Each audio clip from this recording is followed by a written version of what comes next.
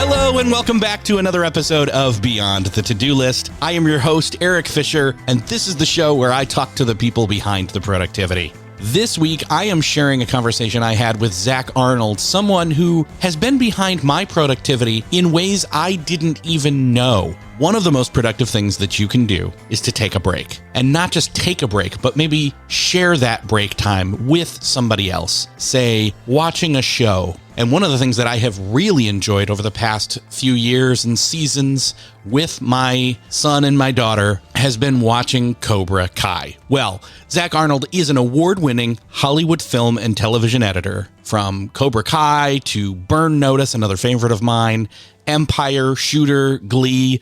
He's a member of the American Cinema Editors, an American Ninja Warrior, and the creator of the Optimize Yourself program and podcast. In his Optimize Yourself podcast, he aims to give creative professionals insight into how to love what they do for a living without having to sacrifice their health, their relationships, or their sanity in the process. I had a great time talking with Zack about some of the lessons that he's learned along the way as a creative, as well as how he views the whole process of optimization, what that really means, how we can do that without constantly trying to look for hacks in our life and really live life according to our priorities. So I'm going to get out of the way and just say, enjoy this conversation with Zack Arnold. Well, this week, it is my privilege to welcome to the show Zack Arnold. Zack, welcome to Beyond the To-Do List. I'm super excited to be here. And for those that are creatives that can relate to this, raging imposter syndrome right now. Because I look at your list of guests from Gretchen Rubin to Greg McEwen to Mark Champagne to Joey Cofone, all these names, many of which, by the way, I've had conversations, but it's always from the place of, I really admire what you do and I want to learn more. To be on the same guest list, I'm just like, am I sure I'm in the right place right now? So I'm going to do my best to earn this spot on the roster. But boy, do you have an amazing show with some great conversations. Well, thank you so much. And I will just say I was looking at your roster as well for your Optimize Yourself podcast. And there are a few names there that I'm like, you've had some people that I'm interested in. One of which specifically, I was like, you got to talk to the Karate Kid himself. But there was a reason for that because of basically your air quotes day job, which we want to get into. Of course, obviously, you've worked on Cobra Kai and shows like Empire and Burnout, another favorite of mine. My daughter and I have watched Glee recently during the pandemic as well. So you've had all these different things that like I'm hooked into, but you talked to Ralph Macchio, which is pretty stinking awesome. Yeah, definitely one of the highlights of my career, both as an editor, just getting the opportunity to work with him and call him a colleague, but also as a podcaster and somebody that really admires what he's accomplished and what he's about. As soon as I saw months and months before it even released, heard that he was writing a book, I'm like, oh, you will be on my podcast. Oh, yes, you will be on my podcast. And it wasn't easy, just even having the insider connection, just battling his calendar and publicists and everything else. It wasn't easy, but boy, was it worth it. It's one of my favorite conversations I've ever had. Yeah, I have heard him on, I think he was on Mark Maron and maybe something else that I heard as well. And I really enjoyed that conversation. I'm looking forward to jumping in on the one that's on yours. And I'll link that up in the show notes, by the way, for this episode so people can check it out. Great, awesome. I appreciate that. Yeah. But you have worked as a creative in the Hollywood space, in TV and in movies, and have had a prolific career there as a creative. But you also are a podcaster with your show, Optimize Yourself. And I'm curious, what led you to decide to dip your toes into the podcasting world? You've been doing this now for what? I think by number count, I would say 5-ish years. It's funny because I've actually been doing it for almost 9 years because I had another podcast with over 200 episodes before I rebranded. So it's interesting. Very few people ever actually ask me this question. And this is actually a really good story. The caveat to it is that I didn't quote unquote identify as a podcaster until maybe 6 months to a year ago. It's always been a hobby, a side hustle. It was a great way for me to build my network, surround myself with mentors. But if somebody said you're a podcaster, I'm like, I'm not a podcaster. And they're like, dude, you've got 200 plus episodes and you're getting like A-list guests. And finally like, okay, I guess I'm a podcaster. So I've never really seen it that way. But where it all started is reverse all the way back to about 2014. And I was in a place where I was starting to make significant strides in my career. I had worked on Burnout for 3 or 4 seasons, which was A-list cable, but it wasn't like A-list television network. Streaming really wasn't quite a thing yet. So really, to consider yourself A-list was to get on big network shows. And I was in the process of working on my first network show and dealing with just the immense pressure, the crazy deadlines, the hours, and really struggling with burnout, which I'd struggled with before in my life, but never to this level with these stakes. And I realized that I had for years been doing all of these things behind the scenes as kind of like an amateur athlete, getting into Spartan races and just these other things to kind of keep my mind fresh. And people started to come to me and say, what are all these things that you're doing to maintain your health? Because you've got 2 kids, you're working as an editor. You don't look like an editor, right? You don't fit the mold of somebody that lives in a small, dark room. So I talked to them about my standing desk or my other little routines here and there. And somebody said, hey, you should, start a fitness group or something. I'm like, that'd be interesting. What if I started like a hiking group and we met on Sundays and I called it Fitness in Post, right? So I would say, you can spend all day fixing it in post. Now it's time for some fitness in post. That was kind of the tagline. And I started a podcast just so the people in my hiking group could talk about the challenges we were having in the industry, talking about burnout and how do you fit exercise into the day. And it just exploded. Like it went from I had a friend of mine that helped me produce it because I knew nothing about websites and podcasts. So I just got on the microphone and he helped me with it. And all of a sudden, organically grew this huge audience and started to get people that actually wanted to be on the show. I'm like, okay, I guess. And then that was kind of the beginning of the genesis of the podcasting career, was over 200 episodes of Fitness in Post, until I realized that if I really wanted to talk more broadly about things beyond fitness, that I had to rebrand. So in 2017 is when I decided to rebrand to Optimize Yourself. So I still can talk about fitness and I can still talk about sleep, but I can also talk about career advancement and networking and relationship building and productivity, et cetera, because I found that I'm very much a polymath and that I'm interested in so many different things that to have one niche podcast in one area, I just can't do it. So that was kind of the genesis of first podcasting in general and then Optimize Yourself. It's a great way to call out your branding as something that can encompass a wide spectrum. It's kind of what I was doing too with the title of my show. It's like, it's, beyond the to-do list. That means I get to talk about everything productivity related. Or if there's something that I think is, hey, because I'm the host, I get to decide.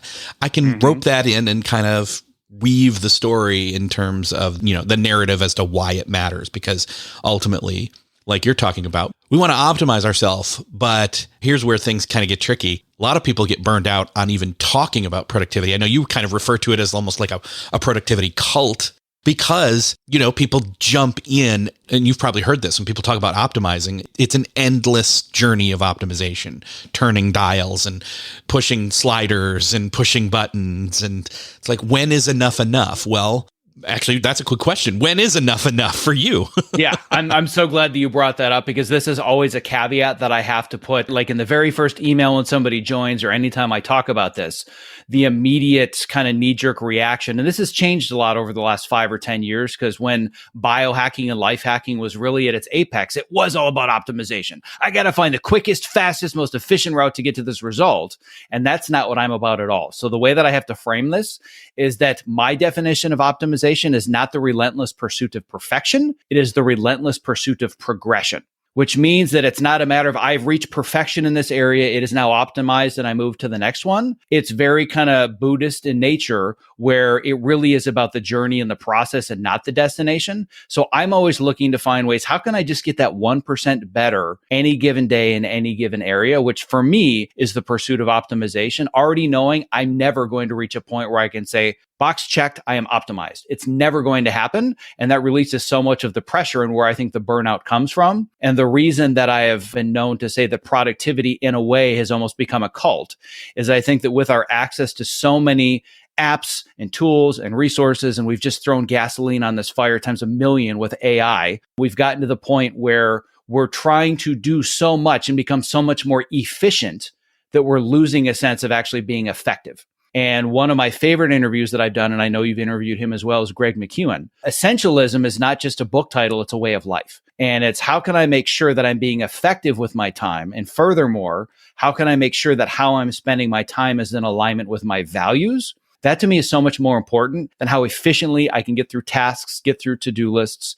If you look at just kind of this general sense of productivity over time in the modern world, every time some new tool comes out, the promise is the following. We now have this tool. Think of all the extra free time we will have to live a life of leisure and balance. Well, I call BS on that because all we do is we keep filling that gap with more stuff, right? If it didn't, having irons and washers and dryers and refrigerators, well, now we're not beating our clothes against a rock. Where's all the extra free time that our washer and dryer saved us? We just found other ways to fill that time. And I am really, really specific and intentional about, as I'm figuring out ways to be more effective, if that gives me more time, I do my best to fill it with something meaningful and valuable, with the caveat, I'm very much a recovering workaholic. And this is my constant ongoing existential struggle, is when I do create more efficiency and effectiveness in my life, how do I not just keep jamming in more work? So I'm very, very human, and that has led to burnout more than once, but I'm at least very aware of it and intentional about making sure that what I'm doing is an effective use of my time. Yeah. Having freed up that time, but then like putting a wedge in there immediately so that nothing else takes that time. Like it's downtime, it's rest, it's, all the good things that we say. And I love that in your, in your description of what you talk about on your show, you're bringing insights about what people do for a living without having to, doing it with excellence, but not sacrificing your health, your relationships, your sanity, which is a lot of that. Like, I'm going to hack my life so that I can do 10x this and, my numbers go up. But like, then they still forget that everything that's important is lost by the wayside as they're life hacking themselves and biohacking themselves.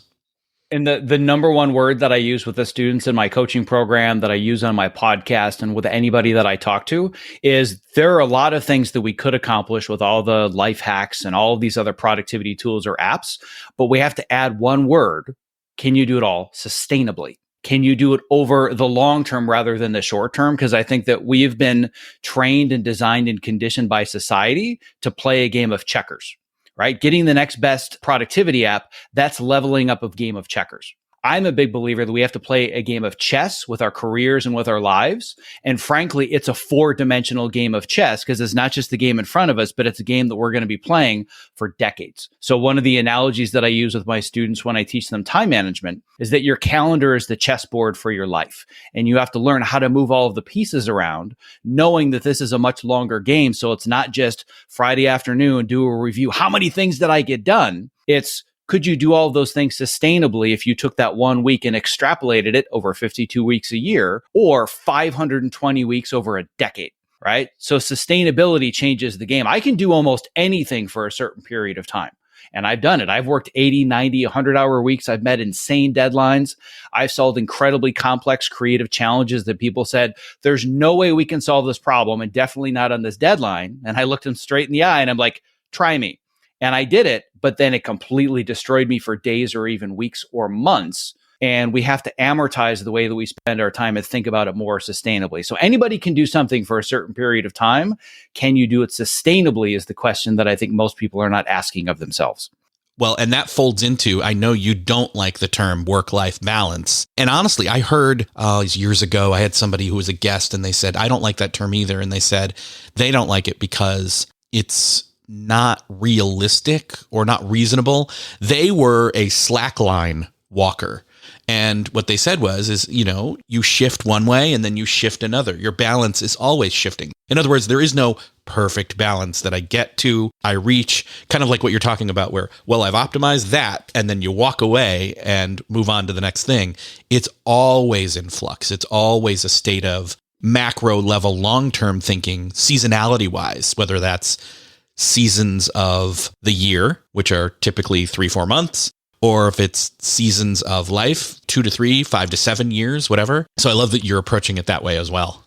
Yeah. And one thing that I want to clarify is that I love the concept of work-life balance. I hate the term work-life balance. doesn't properly encapsulate what we're going for.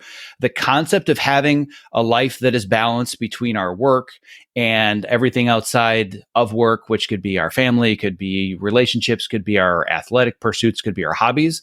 The concept, I think, is great, but we're using the wrong term because, like you said with that slackline expert, which, by the way, totally going to steal it when I talk about this going forwards, because I've workshopped this with many productivity experts. One of the questions that I ask them in my interviews, all right, here's what I think of work-life balance, the term. What do you think? And help me find a different one. And I've yet to just be like, that's it. That's the way to do it. But the one that I've used is I am more interested in work-life presence. And an example of what I mean by that is if we talk about balance, let's just use numbers. Let's make it about math. If I work 45 hours a week, then if we're looking at balance on a scale, that means I should have 45 hours a week where I'm now with my kids, with my spouse, with my partner, whatever that looks like. However you define work, however you define life, the balance in the numbers is 45-45. However, if the 45 hours that you're at work, all you're thinking about is how much you hate your job and the people you work with, and you're sending messages to your kids and your wife, and you're like, oh my God, I cannot wait until Friday night. And then conversely, the 45 hours that you're with your family, you're answering emails and you're dealing with stuff on Slack and you're dealing with all this other stuff, you perfectly have nailed work-life balance. You have 0% work-life presence. So I want to be in a position where whatever it is that I'm focused on at the time, if I'm in the middle of cutting an intense scene or training montage for Cobra Kai, that's the only thing that exists in my life. However, when I walk away from my office and I'm going to my daughter's gymnastics competition, that is the only thing that I'm doing in my life. If I'm on a podcast interview with you right now, this is my entire life. This is all that exists. And I've structured my calendar and all of my technology and all of my apps that you're it. It is almost an impenetrable wall outside of masses of emergency from my wife saying, you have to do this thing immediately. Obviously, I want to keep that door open because ultimately, no offense, my family is more important than this podcast. But outside of an emergency, there's nothing right now that's more important in my entire life than our conversation. That to me is work-life presence. Sometimes I'm going to have way more hours of work on my calendar than family. And sometimes that's going to be flipped. But I make sure, for example, when I'm dealing with my family and I'm going to a season of Cobra Kai, I'll sit down and I'll have a conversation with them. All right, so we're getting ready to ramp up for another season. I want to set the expectation that from, the middle of December until February, I'm not going to be as available. I'm going to be a little bit disconnected. I'm going to apologize for that in advance. You're all important to me. I'm here if you need something, but I'm going to be less available to you. Whereas on the flip side, when I'm done with Cobra Kai, I am way more available to my family. So I think that ultimately what we really need to develop is the skill of being intentional and the skill of being present with what we're doing, as opposed to trying to figure out this endless struggle of work-life balance. Now, I promise I was paying attention that whole time, but I couldn't help but think about that there is only one season left, and my son and my daughter and I are all incredible fans of the show, and we're just like, come on, so you're going to have to give me the heads up that you're working on it or something once we get to that point. Yeah, the short version I can give you is that it's TBD. This actually very much factors into this conversation. It seems like a foregone conclusion that since I've edited seasons 2 through 5 of Cobra Kai, and season 5, I was lead editor and associate producer, foregone conclusion, of course, I'm going to edit the final season. However, because my work-life presence is so important, and I look at all the things that are true priorities and values in my life, a question that I always have to ask myself that I teach my students is, when you say yes to something, are you clear about what you're saying no to? And if I'm going to say yes to Cobra Kai, there are a lot of things that I have to say no to because I've now spent over a year building up my coaching program. I'm getting some of the best podcast guests I've ever had. There's a lot of growth happening behind the scenes. So I have to ask the question, if I say yes to Cobra Kai, what am I saying no to in my business? Well, I can schedule less podcasts. I'm going to see my kids less. I'm probably going to have to drop a few of my private coaching students. So I'm always asking myself, what am I saying no to? Which means that I have to set very clear and specific boundaries. So when it comes to going back to Cobra Kai, and it would be this way with any opportunity, there's a lot of non-negotiables for me. And I find that most people are not aware of what the non-negotiables are. So they keep saying yes to things and realizing, oh my God, I've set this unrealistic expectation. And ultimately, what it all comes down to with burnout is a misalignment of expectation and reality. I'm trying to meet an unrealistic expectation and I'm pushing through, whether that expectation is I'm capable of working 80 hours a week, or I'm supposed to enjoy what I'm doing and pretend that this is fun and I hate it, or I'm supposed to like the people that I'm working with and I don't. This misalignment of expectation and reality is usually the root cause of burnout. There are other many superficial circumstances, but when you really dig down deep, it's just this misalignment, and that's where the burnout occurs.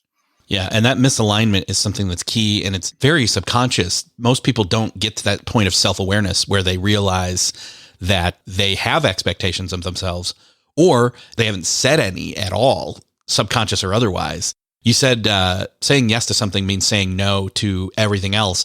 I'm really thankful that we've got some really good, or at least one really good and some subpar multiversal movies that are out now that kind of illustrate this concept. Is that, well, if I say yes to one thing, then it opens up these paths, and yes here opens these paths, kind of multiverse tree journey, whatever you want to call it. And I just couldn't help but think that that's kind of a path forward here. In terms of boundaries, or I guess, where do you start with that? I mean, when you're talking to people who have, 1, no awareness, 2, misalignment, and or 3, unstated goals, or goals that they haven't clearly created any boundaries for, how do you start with that new person who walks in and you air quote, diagnose them? Sure. I love it. So what I found more often than not is, if I were to say to somebody, well, clearly you don't have boundaries, so what you need to do is set boundaries. Deer in headlights. I don't know what you, first of all, boundaries, what is that word? And then secondly, when they need to figure out what their boundaries are, they can't. And what they're usually, if not almost always missing, are clear goals. You can't know what to say no to until you know what you're saying yes to. It's the inverse, right? So if I'm going to say yes to something, I have to be clear about what I'm saying no to. But if I'm going to say no to something, which means I'm putting a boundary up against it, I can only do that if I know what I want to say yes to. So usually, if you can't set boundaries, that's because you don't have clear goals. And the reason most people don't have clear goals is because they're living on autopilot. I wake up in the morning and I'm in reaction mode. I don't have any form of habit in the morning or the evening before, or both, that allows me to be present with myself, be present with my thoughts, which totally shameless self-plug for you. Go listen to the podcast with Mark Champagne talking about how to develop your mental fitness. So how can I be more present and aware of my thoughts and where I'm stuck? And once I at least have a little bit of that time and I'm a little bit less in reaction mode and I'm a little bit more present, well, let's think about, what are the things that I have in my life that I want? What are the things that I don't have in my life that I would want, as far as career goals, professional goals, family goals, personal relationships, hobbies, obsessions in my case, whatever it might be. You need to be clear on what it is that you want first. You can't set a boundary around something until you actually know what it is that you want. And I think that the next piece, and this once again is going to be, I could probably take half your guest list and I can send people to them because we have so many similar ones. But a concept that I teach very, very early in my program with goal setting, before we even talk about the goal, is you need to understand your tendency and how you respond to expectations. So just go to the link in your show notes list, Gretchen Rubin, boom, 4 tendencies. Because what I often find is that somebody that doesn't understand how to set a boundary or is afraid to, there are very specific tendencies. So of her 4 tendencies, where we have the upholder, the questioner, the obliger, and the rebel, most people that struggle with this the most are the obligers. I say yes to everything in the outside world, almost to the point of I see myself as a martyr. I'm going to meet everybody's expectations, but I don't meet my own. And that sense of, I don't know how to set a boundary, is sometimes I don't know how, and sometimes I'm afraid to, because that's not who I am. I'm somebody that says yes to all these outside expectations. So really ask yourself, if you struggle to set boundaries, number 1, are you clear on what your goals are? And number 2, maybe you do know how to set it. You're just afraid to, because it's in misalignment with who you've been in the past. I think the other factor here that comes in is self-awareness, and we don't like that. During the pandemic time, that was one of the things. It's like you were spending a lot of time with other people, maybe, or vice versa, spending a lot of time without people at all, and it was just you. And in fact, most of us found both those things to be true. We'd kind of oscillate back and forth between them depending upon, our living situation, our work situation, etc. But we found it uncomfortable. It's one of the reasons why, like, for years, I've gone to bed, like, listening to music, or sometimes, just a silly, whatever, it doesn't matter, I don't need to learn anything type podcast, just because it quiets the thoughts. And that's not necessarily a good thing, but it is something that is good to be aware of. But as far as self-awareness and self-discovery and knowing who we are, what we're good at, how we operate best, how to optimize how we operate best, etc., there's 2 key ways to go with this. One is you got to spend some time doing self-awareness. to even decide or become aware of some of those unaware goals that you have deep seated inside your head, your values, the hats that you've decided to wear. Why are those important? But then on the flip side, and we can get to this later, how to then dig deeper into the self-awareness of how you natively operate, whether that's good or bad, how to optimize, tweak, etc., without, getting too nerdy or too in the weeds with it when good enough is good enough in some of those areas. So take your pick. We can go both ways. Yeah, the word that's jumping out at me right now with big giant alarm bells, and anybody that's of our generation, they might remember Pee-wee's Playhouse, and where there's the word of the day and Cherry and everybody else, the bells and the whistles and the music. As soon as you said awareness, that was like, ooh, that's the word of the day.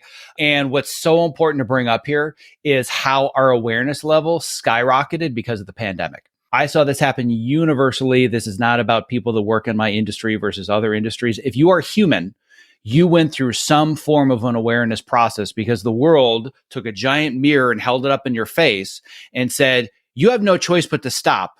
Let's examine your life and what it looks like right now. And that scared the crap out of a lot of people. And I wrote about this phenomenon about mid-2020. It was like May or June. And this was kind of one of those people in our industry would call like a thought leader post, not an SEO post, but it was just on a Sunday night. I'm like, oh God, I need to write about this. And I wrote about it in a couple of days. I sent a link to the students in my Slack community. One person shared it in a Facebook group. 3 days later, 200,000 people had read this article all throughout the Hollywood entertainment industry because I touched on the nerve of this idea that we don't want to go back to normal because normal wasn't working. And I think that happened to so many people across so many different industries where we're so busy and we lack so much awareness that it's just about getting through our days. Again, I wake up in the morning, I'm reactive, I get in my car, I run the kids to school. As soon as I get to work, I've got these emails, these Slack messages, I got to get the job done. All of a sudden, oh my God, how did it get to be 8 p.m.? I got to get back in the car, got to deal with traffic, got to make sure the kids are fed, get them to bed. Okay, let me just use some music. Let me slow myself down. Okay, just enough that I can close my eyes and fall asleep. And holy crap, it's 6 a.m. Rinse, lather, repeat over and over and over. And the pandemic said, you're going to stop and you're going to examine where you are right now. And we had this gigantic dose of awareness. And what I thought was going to happen in March of 2020, and I vividly remember this, and I can give, if anybody's watching this as opposed to listening, right there on that couch, I sat on that couch and I stared at this wall for a week. And I said, that's the end of my business. My business is totally going to collapse and I don't know how I'm going to pay the bills because I can't edit because there was no work. Hollywood shut down.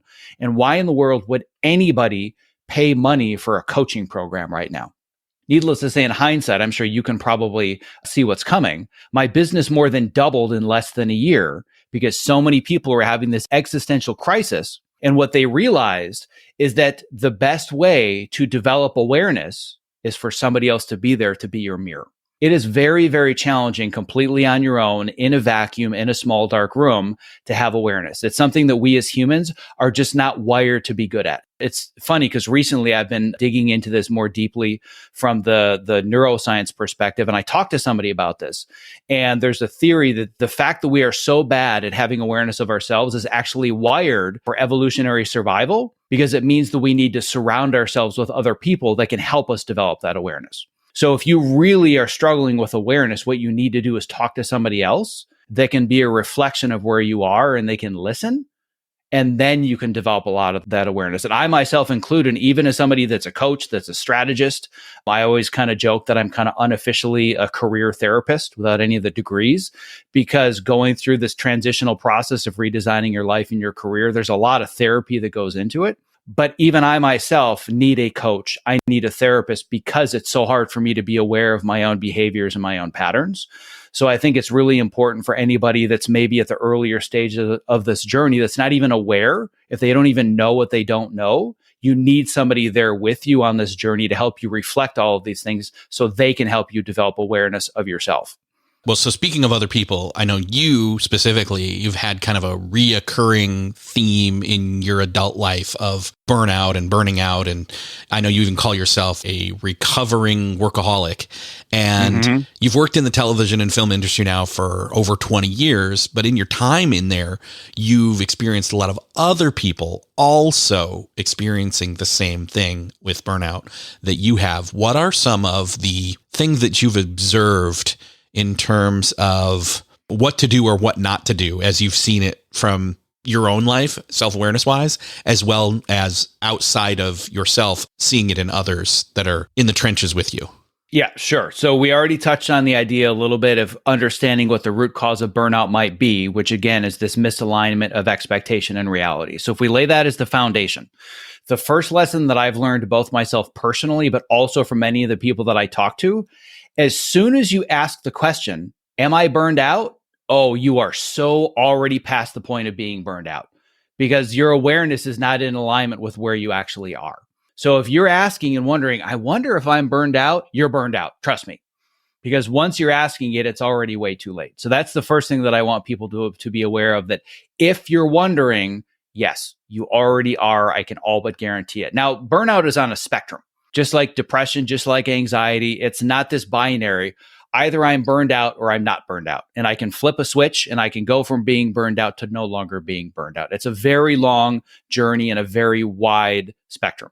So I want to make that very, very clear. There are periods where I know that I've been burned out, function totally normally. I can work my work week. I can make sure that I'm there for my family. I can cook dinner, but there's just a part of me that is just disconnected from the work that I do. And that's a really, really big red flag. One of the biggest red flags with burnout is something that you used to be really passionate about is just gone. You're just going through the motions. So that would be one of those red flags to help develop awareness, is you're just not connected to things. Another would be the things that used to be not that challenging. All of a sudden, you just feel like Sisyphus. You're just pushing that boulder up the mountain. So an example in my life would be, and I've been through this more than once, I can get 2 hours of raw footage for a scene and I can look at it and be like, I can't watch the footage. I can't put it in a timeline. I can't cut it together. It's just too much. Versus, oh, this is going to be fun. I can't wait to cut this. That to me is a red flag or a sign of burnout. In the world of being a podcaster, an entrepreneur, it's the difference between, man, I've got 3 interviews this week with awesome people versus I've got 3 interviews this week. I just can't, right? It's all about perspective. So I think getting a sense of how am I approaching work and approaching problems that I created because I wanted to create them and make that a part of my life. If you no longer want to solve those problems or you find these things just to be burdensome or tedious, that's really a big red flag that you're probably dealing with burnout. So for those that don't have the awareness, the place to start is if I'm asking myself, I'm already somewhere on the spectrum. And then the next big one is, are things that I really enjoyed, that I was passionate about, which by the way, doesn't have to be work. It could be a hobby, it could be exercise, whatever it might be. If you just have lost that emotional connection and you just don't feel the endorphins firing, there's something going on and there's some level of burnout.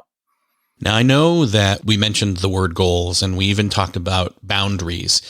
Boundaries are great, but I think there might even be another word for a different type of boundary, like a low limit or a preliminary boundary of a guardrail, right? I mean, again, we're not talking about reaching a destination per se. We're in it for the travel, but maybe not always with goals. Sometimes goals is like, no, I completed that goal, or I learned along the way towards that goal. A whole other conversation. But if we're on our journey towards the goal, we've got boundaries as to, okay, we're not going to drive at night if we're too tired, or we're not going to over caffeinate. Those are general boundaries, but like literal guardrails that are there to like, oh, I hit that. Okay, good. I hit that before I went over the cliff. What are some of life guardrails that we can put up or have self-awareness of bumping up against them earlier than the point of asking ourselves if we have burnout because it's too late? Yeah, I'm so glad that you brought this up because I think that this is a word that's kind of come up in the lexicon of productivity recently. I don't know where it came up for you, but I want to make sure to put a shout out to where I first heard the concept. It was Anne Helen Peterson. It was in her book Out of Office. And I know that it's been thrown around a lot, whether or not she originated it or otherwise. That's where I heard it. And it was just like this like aha moment, like, oh my God, I totally get this. So this idea of there's multiple levels to boundaries, and guardrails are kind of those impenetrable ones where even if you're going around that curve at night at 50 miles an hour, you're not going over the cliff because the guardrail is there. So with my students, this is what I call your non-negotiables. A boundary is, I don't want to work overtime, but you've got that one delivery and it's in a couple of days and you kind of get in the trenches and you got to make sure that you put in the work so you're proud of what you did. All right, fine, I'll work a couple of nights overtime. That's a boundary, right? A guardrail is I never work on Saturdays. I don't care if this show doesn't get delivered. I refuse to work on Saturdays because that day is where I'm going to be present with my family. Everybody's guardrails and boundaries are going to be different and very personal based on their goals, but that's an example of a boundary versus a guardrail. So an example for me that's a non-negotiable is for me now working from home. It used to be a boundary. It used to be, well, ideally, if the show works some from home, like maybe I can do the hybrid or, I'll go into the office a couple of days a week. That's fine. That's a boundary, right? But that's very malleable and negotiable constantly on a spectrum. It is now a guardrail where I have said in any negotiation, even for a show like Cobra Kai, that's super important to me. I've said, I just want to start the conversation by saying, if this is work from home, we keep talking. If I need to drive into the studio, as much as it pains me to say it, you're welcome to replace me and find somebody else to cut the show. That's a guardrail. I have no room to negotiate because I'm so clear on what I'm saying no to if I say yes to working in the office. And 5 years ago, my goals were very different and my life circumstances were different. So working from home was a boundary. It's kind of a nice to have. It was like, shucks, it would be nice if I could work from home one day a week, but sure, you let me know where I need to be and I'll be there and I'll be on time. Now it's a matter of we don't need to talk about anything else if this isn't 100% work from home, which means it gets harder to say no to things, especially if we go back to this idea of Greg McKeown's essentialism. If you've gotten through essentialism, the reason he wrote his book Effortless is because you get to the point where everything is essential and you still can't do it all. That's where my life is right now. There is almost nothing on my calendar that isn't essential, that isn't in alignment with my values, but I have the same 24 hours a day and 7 days a week that you have. So now I feel like I'm very effectively using my time. But if I add anything else into it, I have to say no to the things that I'm doing. So that's why now I have a guardrail. It is, I am 100% work from home. If I need to drive in for 1 or 2 screenings, sure, I'll make that work. But if it's not work from home, I'm out. So I think for everybody, they need to think, what are the boundaries versus the guardrails? And here's one that I think is all but universal for the human experience. I think everybody needs to not have boundaries, but they need to have guardrails around sleep. Especially if you do creative work, if you're a knowledge worker, if you're a creator, an entrepreneur, an artist, the number one tool that you have to be great at what you do is up here. It's all this gray matter. And if you're not sleeping regularly, you're not optimizing, wink, wink, nudge, nudge, optimizing your ability to generate creative thoughts and solve problems. So it's not a matter of, well, I try to get 7 hours a night, but things just got busy and life got in the way. Oh, no. For me, a guardrail is if I can't get 8 hours of sleep, then something about my life needs to change. And funny enough, totally coincidentally, I was just going through in my Aura app because I'm religiously use the Aura ring to track my sleep and heart rate and blood oxygenation, et cetera, et cetera. And it said, oh, you were in bed for 8.5 hours last night. And then I'm like, oh, they have a feature for the average over the week and the month and the year. And I'm like, I wonder if I practice what I preach, because I've never really looked at the long-term trends and the averages. I kind of wake up and think, ooh, what's my readiness state for the day? And I looked and I've got data since 2019. So I have data for over 4 years. And every single year since 2019, my average is 8 hours and 30 minutes or more. So I am not sacrificing sleep in order to edit Cobra Kai and be a present dad and become an American Ninja Warrior and build a coaching program and be a podcaster, because there are guardrails as opposed to boundaries.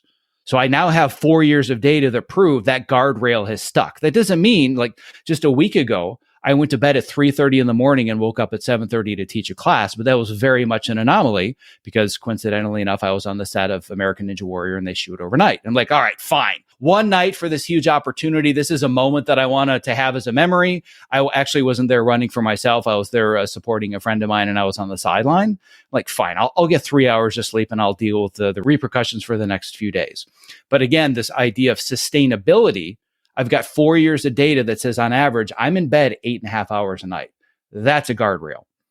That's amazing. And by the way, yes, I forgot to mention the American Ninja Warrior-ness of it all, that my son and I, he would have been flipped out. He's like, you talked to somebody who was on the show. What are you talking about?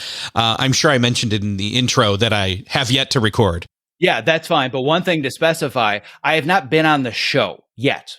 That's still something I have to check off the bucket list. Won't spend too much time getting into the nuances of it. But essentially, they shoot more than double the amount of athletes that air on the show. It's a TV show first and a sport second, not the other way around.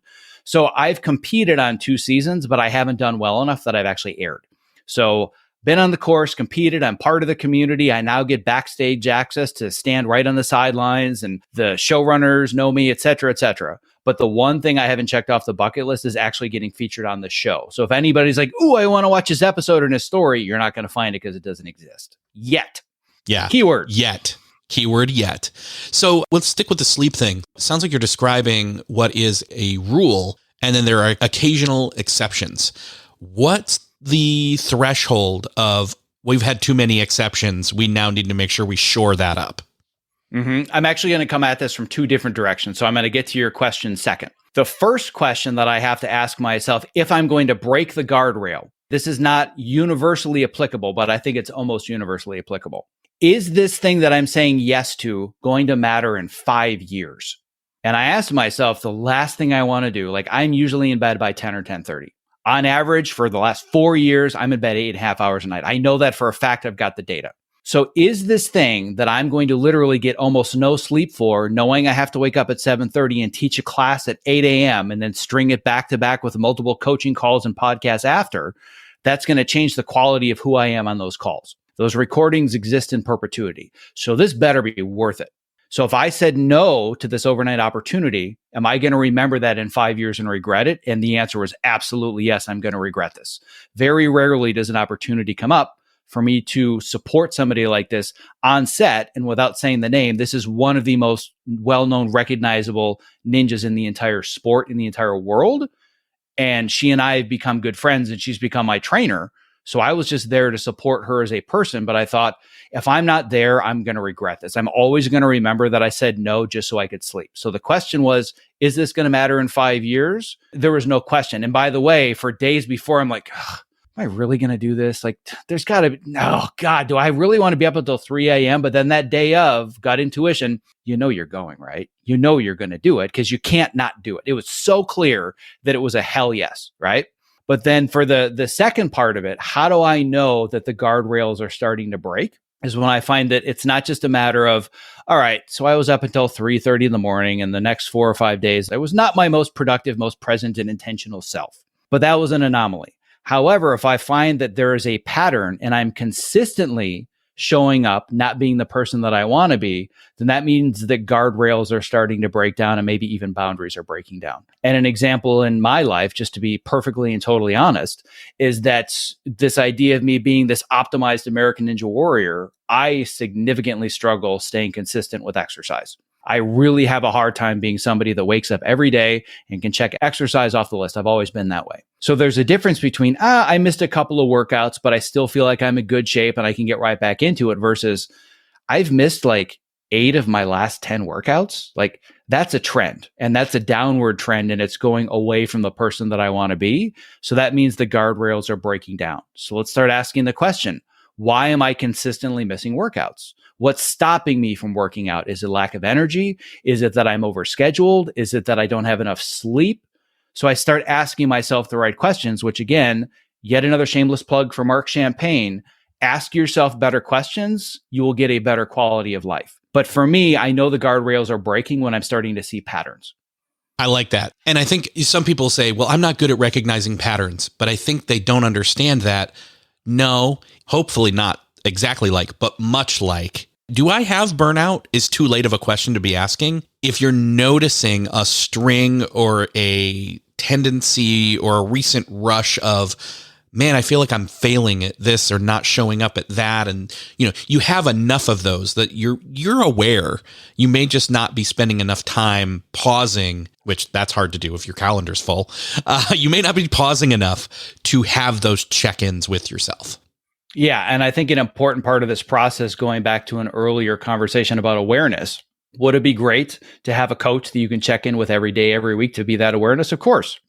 The much simpler version of this is just track the most important behaviors. If you want to be intentional about how you spend your time, get a really simple habit tracker, which, by the way, can be a notebook and a pen. Did I exercise today? Check. Did I not exercise? No check. And all of a sudden you look at your log for the month and you think, I am the kind of person that exercises 4 days a week. And you look at the log and you're like, oh, I am the kind of person that exercises 1 day a week. Misalignment of expectations. So you can ask the question, why is that? It might be because you're burned out. But here's the other area where I feel like some people might get lost. It might just be because you don't like doing the thing. One of the things that I needed to do to train for American Ninja Warrior was I need to run more consistently, which, by the way, most ninjas don't do any running. They're horrible at cardio. It's all about upper body strength and quick bursts, and you couldn't get them to run a mile to save their lives. But let's say, for example, it was that I'm going to be a runner, and I have established the habit of running 4 days a week, and I'm never doing it. Well, it doesn't automatically mean that I have no energy and I'm burned out. For me personally, it's because I hate running. So maybe I need to find a different habit that I'm more excited about. So I don't want somebody to think just because I'm not doing it, it must mean that I'm burned out. Sometimes there's a misalignment, again, of expectations. I am supposed to do this thing. I am supposed to enjoy it, but I don't. So that's where you can give yourself permission to cut the cord and say, I'm not a runner. I'm going to quit this. I'm not going to quit being healthy or quit exercising, but I'm going to replace it with something that I'm more interested in and excited about. But just the simple practice of logging some of the most important habits that you want to become your identity, which plug for any work that James Clear has done. Anybody wants to dig into James Clear and Atomic Habits, it's all about, do your habits align with your values, align with your identity? And exercising regularly and being a healthy person, that's in alignment with the identity that I want to create and the identity that I want to hold. If the checkboxes in my little notebook don't align with that, could be because I'm burned out. I think we've done a lot of good here. I think that a lot of people haven't really thought about, one, making goals, or they have and they've given up on it because it feels impossible, because they have never put up any guardrails or boundaries, and they lack self-awareness. And I think that then they're ready to start stepping in and, well, listening to back episodes of this podcast for sure, but then jumping over and adding yours into their subscription mix, much like I will be doing, and listening back through and optimizing. I very much appreciate you saying that. And I apologize to your team in advance for making this such a robust list of show notes that they have to go through into your archives and add all these guests. I took notes. Don't worry. I typed. But yeah, there's no doubt that having discovered you through the connection that was made between the two of us, that there's a lot of alignment in the work that you're doing. And I, of course, will be throwing you into my list as well. And I can already tell you, if you're interested, I would like this very much to be reciprocal. And I would love to have this conversation on my show from your specific angle as well. Yeah, definitely. If we have like an extra 60 seconds, there's one piece of this puzzle that we haven't talked about that I think is so absolutely vital when it comes to burnout. It's asking the question, am I surrounded by the right people? It took me years to discover this because I really thought it was all about time management and sleep and exercise and nutrition. And guess what? All that's important. But fundamentally, what they have found through extensive research is that the one determinant of the quality of our life and our index of how we perceive our life as happy or fulfilled is about the people that we surround ourselves with. And if you're burned out, there's a fairly high likelihood you are not surrounded by the right people. That could be in your personal relationships. I would guess for at least those that are listening to this show, specifically looking to learn more about productivity, but go beyond the to-do list, ask yourself, especially if you do creative work, are you collaborating with people that you actually want to collaborate with, that respect you, that value your unique talents and your unique skills, that don't exploit you? Because a lot of times the people you're surrounded with, those are the reasons that you're probably burning out. Again, misalignment of expectation. I'm a creative person. I want to collaborate with people that have a similar vision as me. We have the same mission. We want to tell the same stories. We want to have the same impact on the world, but we don't. And I might be doing the same work in the timeline or the canvas or whatever it is, but the work they're asking me to do is not in alignment with my vision. That alone is enough to completely burn somebody out. So who you surround yourself with is such a key component of this equation if you want to design a more balanced, productive, and fulfilling life and creative career. I think there's another whole episode to record just talking about how you do some of the self-awareness homework and then integrate that into those expectations when it comes to the other people that have a say in those expectations, your boss, your spouse, your kids, your family, etc. So that's a jumping off point that we can put a pin in and come back around to in the future. Yeah, I could talk about that for 60 minutes all by itself, that alone, and I would look forward to it. Yeah. So in the meantime, where can people find you and your show and all the work that you're doing? Sure. There's two places I want to send people. The first of which is the more general, which is my website is optimizeyourself.me. I also have my podcast, Optimize Yourself, on all the platforms, Apple, Spotify, et cetera, et cetera. We all know how to consume podcasts. Do a quick search, you'll find it. But specifically where I want to send people, if this latest conversation that we had resonated and you're thinking, oh, maybe I haven't surrounded myself with the right people, especially if I have goals and I don't have the right people to get me to those goals. I want to build my network and expand the relationships that I have. That's actually an area that I specialize. And I have an upcoming workshop that I'm doing called Build Your Dream Network. And anybody that wants to learn more about that can go to optimizeyourself.me/dream network. Perfect. We'll link that up as well. And that should be coming up soon. Cool. Very much looking forward to it. Zack, great talking with you. I'm sure this is the first of many conversations, and I'm looking forward to those as well. Thank you so much for being here. Yes, thank you so much. This was an amazing experience, and I'm so honored to be on the roster of some of the names that are on your show. So this meant a lot to me. Thank you. You're welcome. Well, that's another podcast crossed off your listening to-do list. I hope that you enjoyed this conversation with Zack Arnold as much as I did having it. It was a thrill for me to talk with Zack, and I know that you're going to enjoy his podcast if you check it out. In fact, I'm looking forward to guesting on that show in the near future. If you found this conversation helpful, think of somebody that you know needs to hear it and share it with them, would you? Would you do me as well as Zack, as well as that person, that favor? Share this with them. Hit the share button in your podcast player app of choice, or head on over to the show notes at beyondthetodolist.com and share it from there. Thank you again for sharing. Thank you so much for listening, and I will see you next episode.